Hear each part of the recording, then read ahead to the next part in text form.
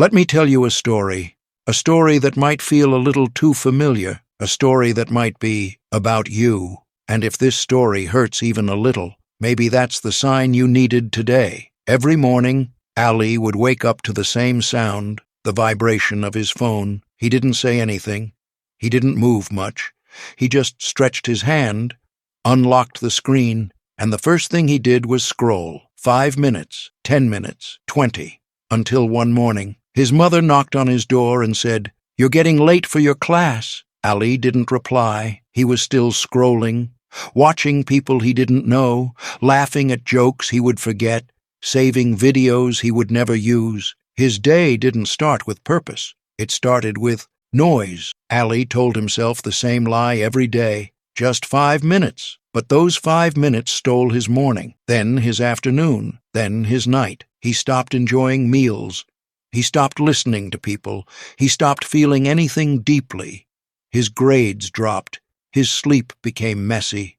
His motivation evaporated. But the saddest part? He didn't even notice he was losing control, because that's how time slips away, not all at once, but one scroll at a time. One night, Ali opened his phone to scroll before sleeping. He looked at the clock, 10:42 p.m. He told himself, just 10 minutes. Then I'll sleep. He opened one video, then another, then another. Suddenly, his screen auto-locked. The room was dark, and when he clicked the screen to check the time, it was 3:17 a.m. His heart dropped. He felt sick. His eyes burned. He had just wasted 4 hours of his life doing nothing. That night, Ali broke. He sat on his bed and whispered to himself, "What am I doing to my life?" For the first time in months, he felt the weight of what he had become, a prisoner of his own habits. Here's the truth. Ali's story is not rare. It's happening to millions of people, including you. But here's the good news. If you can scroll for hours, you can also change your life in minutes. Here are the lessons Ali learned that can save you too. Lesson 1. Your phone isn't the enemy. Technology is powerful, but without discipline, it controls you instead of serving you. Ali didn't need a new phone. He needed a new mindset. Lesson 2. Your time is being stolen in small pieces.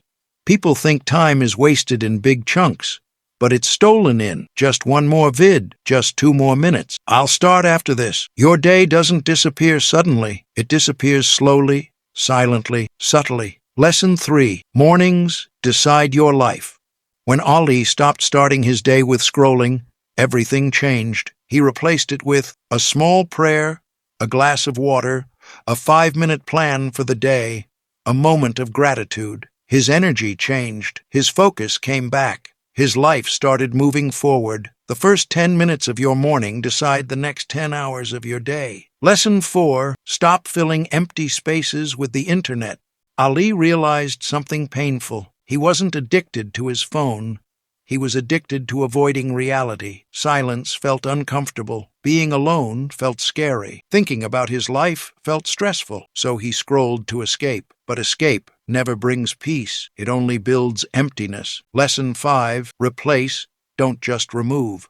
Ali didn't just quit scrolling. He replaced it with walks, reading, talking to family, journaling, productive learning. If you remove a habit without replacing it, you will fall back. Always replace mindless scrolling with mindful living. Ali's story could be yours. In fact, it is yours if you're watching this. The question isn't, is scrolling bad? The real question is scrolling stealing the life you're meant to live? Because you were not created to watch other people live. You were created to write your own story, to build something meaningful, to grow, to improve, to rise. So today, right now, make one small promise. Your time belongs to you, not your phone. Break the loop.